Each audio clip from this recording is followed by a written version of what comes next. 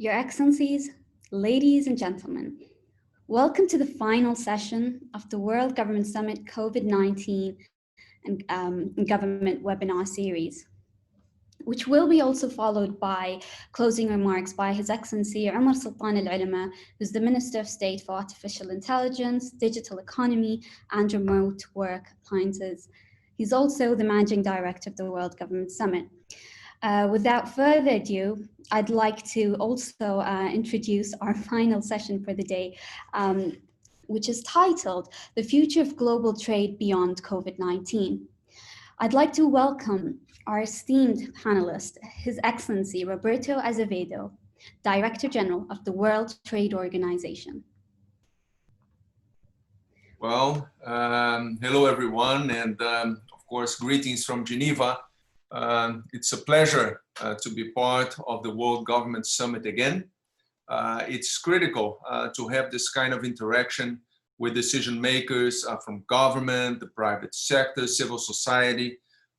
Initiatives like this help us find responses to the forces transforming our economies and our societies. So thanks so much for inviting me back. In 2018, I was on a panel looking at the future of trade and globalization. It doesn't feel like very long ago, but the world has changed quite a bit since then. COVID-19 has forced societies all around the world to act in ways that would have been unimaginable just at the start of this year. The worst global public health crisis in over a century has caused the sharpest economic contraction since the Great Depression of the 1930s. And if we're looking at trade, if we're looking at investments, supply chains, we have seen the acceleration of some trends that were already very visible even before the pandemic. For example, e-commerce and teleworking, and that's to name just two. Automation may also pick up in some sectors. After all, machines don't catch viruses. At the same time, we're seeing new debates about supply resilience. And free riding on this concept, we now see the resurgence of some old and mistaken arguments for protectionism and self-sufficiency. So figuring out the way forward will not be simple or easy, but what seems to be clear is that whether on public health or in the economy, global cooperation will help us recover faster and better.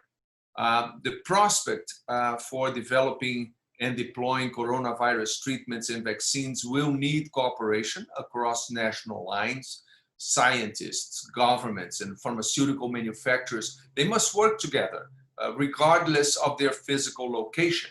So keeping international markets open to trade will help countries achieve a more inclusive and sustainable recovery.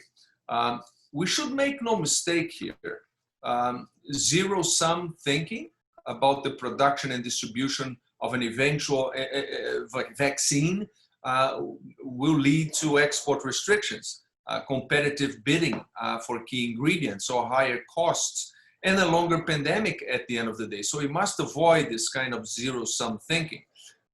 In the wider economy, the pursuit of self-sufficiency would reduce purchasing power and future productivity. So that would leave most of us worse off at the end of this. So let's take a step back for a moment and take a look at the pandemic's effects on the economy and on trade. And the impact has been severe, with dramatic shocks to both supply and demand. Supply chains have been disrupted and export earnings have fallen sharply. Services like travel and tourism, they are now a mere fraction of what they were last year. Remittances from overseas workers are plunging. So all these measures also that we're putting in place, to fight the pandemic, official lockdowns, border controls, social distancing, they are just one set of factors. We must not forget how critical some other elements are. So changes in individual behavior, investors' confidence, higher propensity for savings, all of these other almost psychological factors, they play a key role too, both on the supply and the demand side. Now, the fear to catch the virus, the conviction or lack of conviction that will control the pandemic soon, the need to be ready for the next pandemic, all of these non-quantifiable considerations play a big part on how well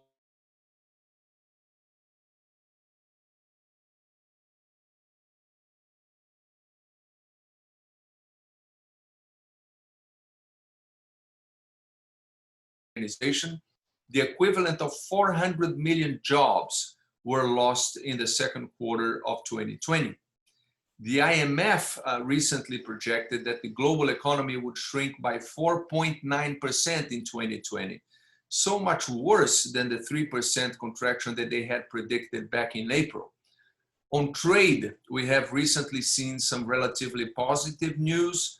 The emphasis here is very much on the relatively, so allow me to explain that a little bit.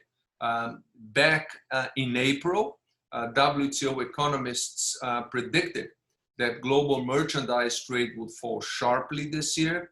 And depending on how the pandemic and the response unfolded, there was an optimistic scenario, if we could call it that, in which trade volumes would contract by around 13% this year. And that's still more than at the worst of the global financial crisis in 2009. And there was also a pessimistic scenario in which global merchandise trade would fall this year by something like 32%. So that's as much as it did during the first 3 years of the Great Depression in the 1930s.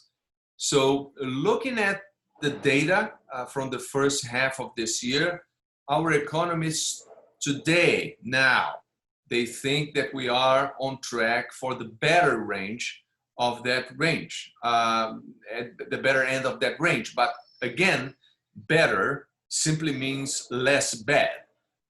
Estimates still point to the steepest fall in trade on record, but it could all have been much worse. Policy decisions, particularly emergency fiscal and monetary measures, have helped to mitigate the economic damage from the pandemic. Another welcome development is that we have started to see the unwinding of some of the trade restrictions that we saw governments introduce earlier in the pandemic. So these measures typically took the form of export restrictions on products such as surgical masks, gloves, medicine, disinfectant. And according to a report we released just last week, already by mid-May, WTO members and observers had rolled back around 28% of COVID-related trade restrictions. Now, this doesn't mean that we can afford to be complacent. Clearly, in many regions, we are seeing the potential for a second wave of infections with new spikes in the numbers. But I would say that regardless of all these uncertainties, there are many potential paths forward from here. We could have done better, for sure, in the early moments of the pandemic, but I believe we managed to avoid the worst case scenarios in the short term. Now we must concentrate on laying the groundwork for a strong recovery. Policy choices at the domestic and international level will continue to play a very important role. For output and trade to rebound strongly in 2021, fiscal, monetary, and trade policies, they will all need to keep pulling in the same direction. We should remember that there is potential for a strong recovery. In the 2008-2009 crisis, something was fundamentally wrong with the banking system in key economies. Now, there was a problem then in the economic engine. Now, this time, despite pre-pandemic trade tensions, the economic engine was functioning fine, more or less, until the pandemic cut the fuel line. So the danger is that the engine could begin to deteriorate as the pandemic and downturn continue, as workers lose skills, as businesses close, as young people miss out on education and training. So we do need to reconnect the fuel line. And a big part of this will be the medical response. After all, COVID-19 is, at its core, a health crisis. And a true solution requires effective therapies and vaccines, and they need to be delivered at scale and at affordable prices in all countries and for all people. So, of course, trade is part of reconnecting the economic engine, and trade policy choices can enhance both the public health response and the economic recovery. At moments of tension and insecurity, it may be tempting to think about turning inwards and reducing interdependence with the rest of the world. Calls for reshoring are now being justified in terms of reducing vulnerability to shocks like the COVID pandemic. It is easy to equate self-reliance with greater economic resilience. Self-sufficiency means no vulnerability or no reliance on imports. And this kind of thinking might be appealingly easy, but it is also wrong. In reality, reshoring does not bring about resilience. A country reliant on purely national supply chains will be extremely vulnerable to localized disasters. An earthquake, a drought, hurricane, disease outbreaks, or even political conflicts, they all could lead to dramatic shortages of vital food and other supplies. It is true, of course, that in certain types of emergencies, trade might indeed create vulnerabilities. And I'll come back to this. But most of the time, trade helps countries meet supply needs. Consider medical supplies that are needed to fight COVID-19, such as face masks or ventilators and gloves. Global trade in these products last year totaled almost $300 billion. Now, no single country produces all of these goods efficiently. For instance, the United States and Germany, they produce many medical devices, but it is China and Malaysia that are highly specialized in producing protective gear. Even the biggest economies are strongly interdependent. For example, for every euro's worth of COVID-related medical supplies that Germany exports, it imports 72 cents worth of COVID-related goods. For every dollar of such goods that the US imports, it exports 75 cents worth. So moving to self-sufficiency would come at a very high cost, even for countries with high production capacity. For import-reliant countries themselves, it will be a complete humanitarian catastrophe. Since March, the WTO has been monitoring COVID-related trade measures that governments have introduced. This work has found two broad trends. So many governments have implemented measures to facilitate the import of medical products. So they cut tariffs and untariff barriers in an attempt to lower the prices at home. But several others also moved to restrict exports of food and medical equipment in an attempt to shore up domestic supplies. Now, export restrictions are clearly permitted by the WTO rulebook in certain situations, such as domestic shortages, for example. But this doesn't mean that they are the optimal policy in a global crisis. And this is true at the national level as well as globally. Now, such measures would cut off import-dependent countries for sure. But not only that, they can also make it harder to ramp up the production of essential products by interrupting supply lines for components. One of the goals of the lockdowns that we went through was to buy time to expand the capacity of national health systems. Cutting off trade in medical products would raise the cost of doing so. Keeping markets broadly open to trade and investment flows will also benefit countries' longer-term economic trajectories. Predictable international markets give companies the confidence to invest. They will have assurances that goods and services will be able to cross borders. Stability and predictability, they give households the confidence to consume, and this is good for growth and job creation. Meanwhile, closing off trade would mean unnecessary supply shocks, slower growth, weaker productivity, and lower living standards. Pandemic-scarred consumers would face a shift to higher cost production and consumption. As purchasing power declines, the real burden of debt would become even heavier. So, this crisis has underlined that robust and resilient supply is essential, but diversified international markets offer a much more effective path. And for this, we need to be clear and predictable as far as rules are concerned. So the rules of the WTO and rules for global trade, they are absolutely fundamental in this scenario. Isolationism is not going to solve our problems. Now, it is heartening that leaders from governments, the private sector, and civil society have been emphasizing the importance of cooperative trade arrangements, including through the WTO. Trade rules are, after all, a legal embodiment of international economic cooperation. But trade rules, they also have to evolve, to be responsive to the changes in the global economy. And since taking office as Director General 7 years ago, I have said constantly that the WTO needs to be more agile and responsive, both to the needs of its members and to the profound changes that the global economy is going through. We have seen important steps in this direction.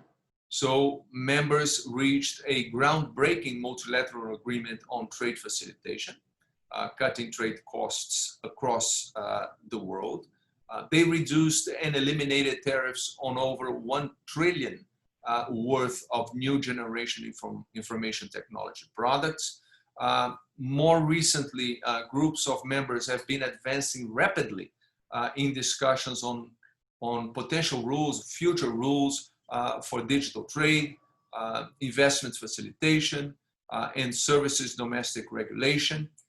Some WTO members are also discussing ways to promote greater inclusivity in international trade, either by helping small businesses or by promoting the integration of women into trade. Not all WTO members are part of these initiatives, but they are open, for any member to join or to leave if they want to. And in parallel to these efforts, WTO members are also working towards a multilateral agreement on curbing fishery subsidies, which would help the oceans recover from overfishing.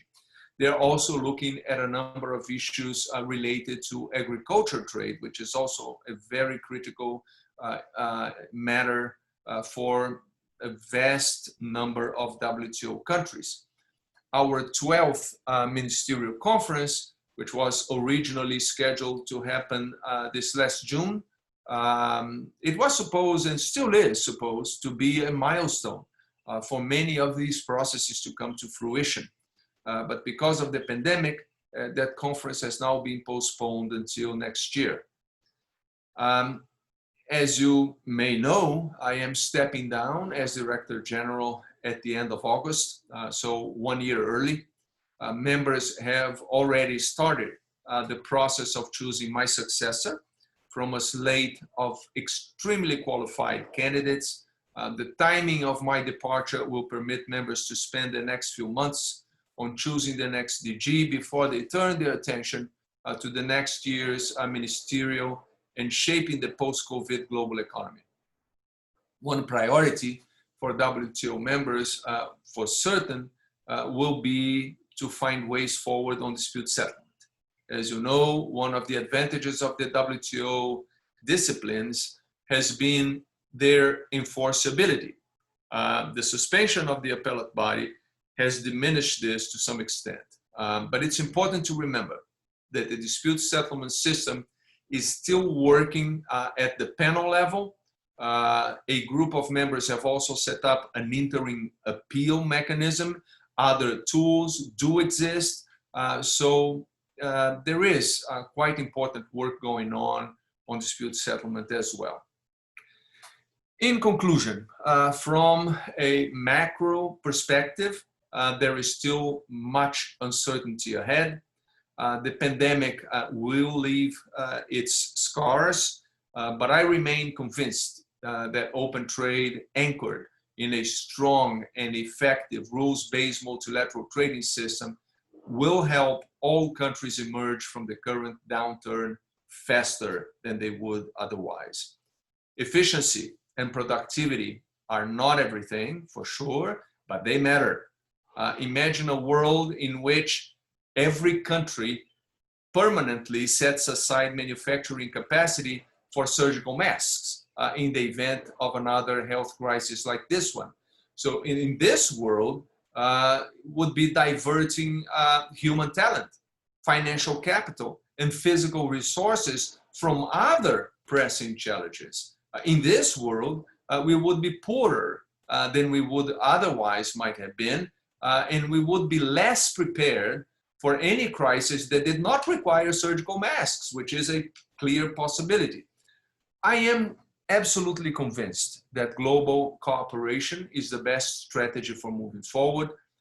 Global challenges will continue to demand global solutions in public health, climate change, trade. New crises will come. We need to prepare to respond quickly and effectively, and this means working together. If we can only act alone, our responses might be quick, but they will not be effective. So thanks again for the organizers, for the invitation, for this opportunity to address all of you on these such important issues. All the best to everyone, and stay safe. Thank you, Your Excellency Roberto Azevedo. This has been a really interesting and very factual session also. I think it's extremely important at a time like this for the world to come together, for multilateralism, like you were pointing on, to trade policies. And it's a time for governments to really take the right choices with policies that globally will make everyone get out of any economic negative effects quicker, faster, and stronger. You mentioned agility. I think agility is one of the key characteristics of every government at the moment to get out and to prosper out of COVID-19. So we really thank you for such an insightful session, and thank you for your participation with the World Government Summit and your dedication to the World Trade Organization over the past few years. And also, it's really a pleasure. You've taken the time out to take this session today. So thank you so much, and we wish you all the best. Without further ado, I'd like to also welcome His Excellency Omar Sultan Al-Alama, Minister of State for Artificial Intelligence, Digital Economy and Remote Work Applications, and the Managing Director of the World Government Summit, to give a few closing remarks. Thank you very much, Reem, and thank you for His Excellency Roberto Azevedo, a good friend of both the World Government Summit and the UAE, for the insights. I think what we have gotten through this final and concluding session is superpowers to see beyond the haze and beyond the fog on what the global economic landscape looks like, what we need to be doing, and what are the risks if we don't take the right actions. The World Government Summit has always been committed to ensure that there is more cooperation, to ensure that we can help governments take better decisions, and to also ensure that the right voices are magnified. These voices were voices that we've seen over the course of the last 2 months, and we've really had a great opportunity to shed light on topics that were important in a time of great ambiguity. As His Excellency Roberto Azevedo has said, we are going through one of the greatest crises of human history. And as many of our speakers said, it is not a crisis that is limited to health. It is a healthcare crisis, it's an economic crisis, and a social crisis as well. The challenges that were going to come in the next few years have come to us today because of this crisis. And with it, there are also opportunities that we need to also make use of. As with every great crisis or every giant or monumental crisis that humanity has gone through in the past, one of the solutions, and the only solution that we see fit, is for us all to forget our differences, to put everything aside, and to commit to working together to ensure that we can leave the world better for future generations. That is as true with climate change and COVID and everything else that we think of as a huge risk. I'd like to conclude by firstly thanking our final speaker, His Excellency Roberto Azevedo. Honestly speaking, this session was a breath of fresh air and also an X-ray in a time where there is a lot of ambiguity. I'd also like to thank all of our speakers that have been graceful and have been very generous with their time and with the efforts that they have put in to make sure that these sessions are a success. I'd like to thank all of you for attending these sessions and hope that these sessions do inspire action and that you're able to make use of the information that you gathered here to create a better future for your people and also a better future for everyone, everywhere. And then finally, I'd like to thank my team. This has been a very tough period. We have gone through a lot of ambiguity, but they have spent countless sleepless nights to make sure that we can bring the best of content that's out there and also ensure that governments are able to thrive rather than suffer in this time period. Thank you all for making the time, and we hope to be able to provide you a lot more of the similar content and a lot more interesting discussions in the future. Thank you again.